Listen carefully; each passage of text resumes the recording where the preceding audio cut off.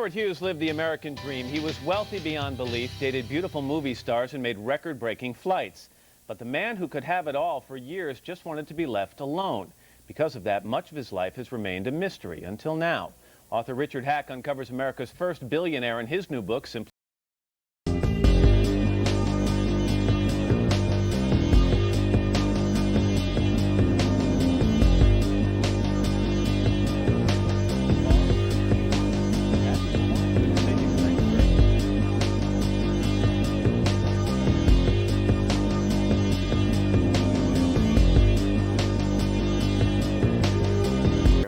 You say, I'm fine, thank you. You say this is a different perspective on Howard Hughes because the other books have been written based on stories told by people who knew him. You think this is his point of view. How could that be?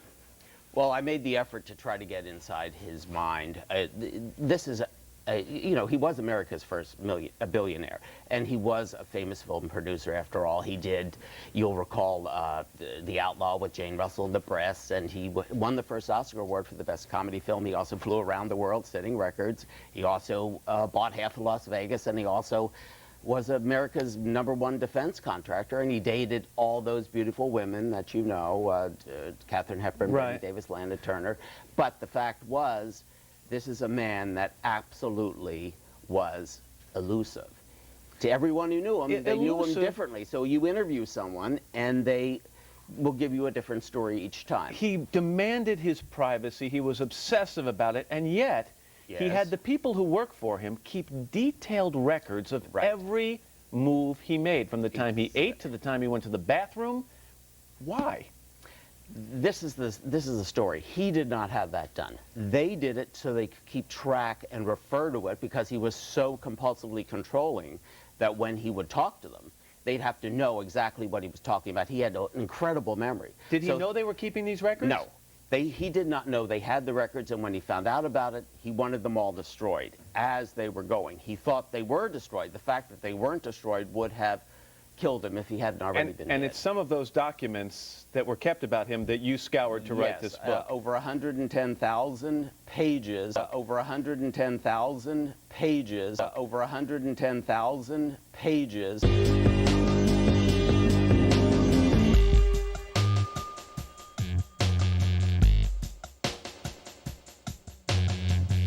I rifled through. You say he was known as a great ladies' man. However, you say perhaps that was a bit of a myth, that he was not all that great a lover. He dated Katharine Hepburn? Yes, he certainly did. She moved in with him at one point, brought the maid, the butler, and the 3 dogs. Why did she move out? What happened between the two of them? Well, she found out that he was dating Betty Davis. That sort of puts a crimp on things, you know, when you think you're the only one. He proposed to all these ladies, mind you. We joke, but seriously, I know who puts these events on. They are a highly secret, indeed a nefarious organization. And then they'd all find out that he had somebody else on the side. When Ginger Rogers found out, she threw a bag full of jewelry at him, only to learn the next day that he also repossessed her station wagon that he had given her. They call themselves the Family, yes, a nefarious organization. They call themselves the Family, yes.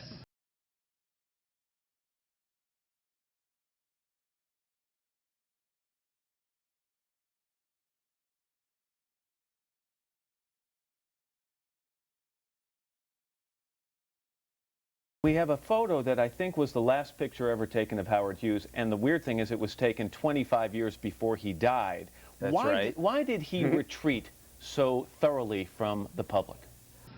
The Family. You see, the Family not only runs this event, they run everything that's happening in the world. We, and of course I mean the President and I most specifically, are all their puppets.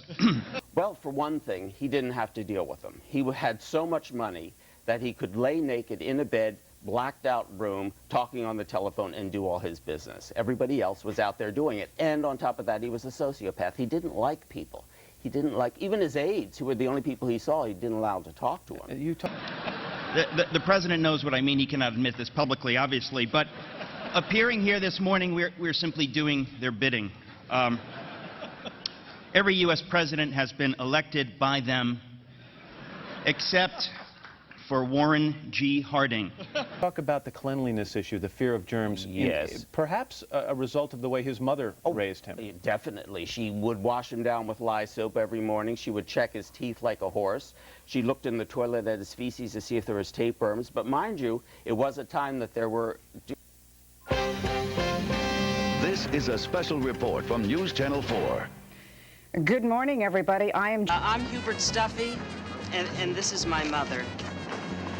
Oh, don't be despondent. It was her last request when she died last week that we make this cruise. It's her 35th. And when we pass Ensenada, she becomes Admiral of the Fleet. Oh, we're going to have a grand time. So, good. Judging by the lack of background of both Richard Hack and Eric Metaxas, and both being good orators and having an actor's flair, I'd say they're both characters being played by a talented actor or comedian.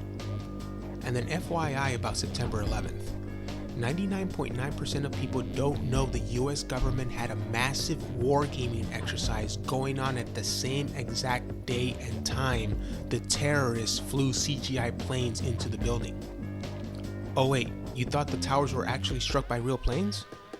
The videos of the so-called planes hitting the towers show CGI artifacts that you regularly see in your TV shows, movies, and yes, even news.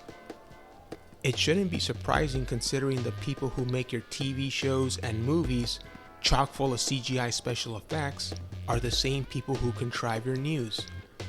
The buildings came down by controlled demolition.